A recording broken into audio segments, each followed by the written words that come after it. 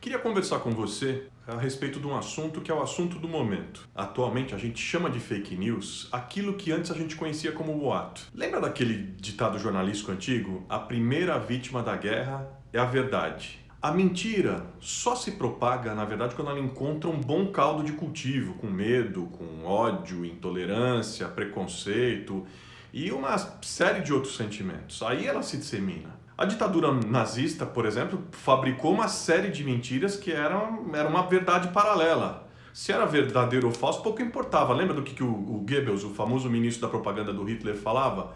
Uma mentira repetida 1000 vezes vira verdade. Não sei se você prestou atenção, mas tem fake news, que é o assunto do momento, e por isso eu estou falando disso, tem fake news até na Bíblia. Isso mesmo, na Bíblia. No final do Evangelho do João, ele nos conta isso. É uma história interessante, eu diria até quase poética. Jesus se encontra com seus discípulos depois da ressurreição, e aí ele tem aquela conversa, que foi uma conversa muito conhecida, com o Pedro, em que ele pergunta 3 vezes: Pedro, tu me amas? Aí o Pedro, querendo mudar de assunto, pergunta para Jesus sobre João. E Jesus dá uma resposta que eu diria um tanto enigmática, porque ele diz que se eu quiser que ele permaneça vivo até que eu volte, o que te importa? Quanto a você, Pedro, siga-me. E aí o versículo seguinte conta pra gente que por causa disso se espalhou uma versão, um boato, uma fake news, de que João não iria morrer. O texto do Evangelho explica, mas Jesus não disse que ele ia morrer. Pensa comigo o seguinte, o próprio Jesus foi vítima de deturpação do que ele falava. Ele disse uma coisa e a versão que se espalhou de uma forma completamente diferente, as palavras completamente deturpadas. Jesus falou ali, sabe, na intimidade, e é exatamente nesse círculo íntimo que, em geral, nasce a versão ou que nasce o boato. Se sim ou se não, não era uma história maldosa que depreciasse, que trouxesse prejuízo para os discípulos, para João, para Jesus.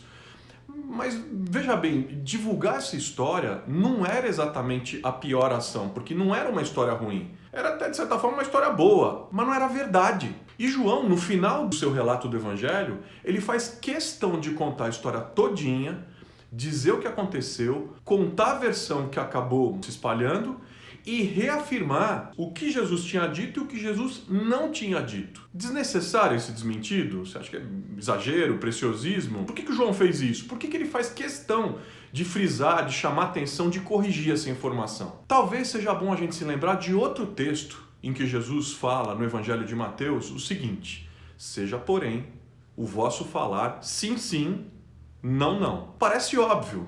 Sim é sim, não é não. Parece óbvio também que a gente se esqueceu que foi Jesus quem nos ensinou sim é sim e que não é não. E é necessário a gente ver o restante desse versículo, porque ele vai além. Ele diz: seja, porém, o vosso falar sim, sim, não, não, porque o que passa disso é de procedência maligna. É o que está lá no texto de Mateus 5,37. Veja, aqui Jesus não está falando da gente inventar grandes mentiras, articular super falcatruas, fazer altas conspirações. Não, ele simplesmente afirma que quando eu digo um sim, eu estou de fato dizendo um sim. E que quando eu estou afirmando um não, eu estou de fato afirmando um não. Não é um absurdo da mentira, é apenas uma mera coerência. Vamos voltar um pouco para a história de que João não ia morrer. Jesus não disse que ele não morreria nunca. O texto de João, lá no capítulo 21, versículo 22, diz que se eu quiser que ele permaneça vivo até que eu volte, o que lhe importa? Ele faz uma pergunta para Pedro.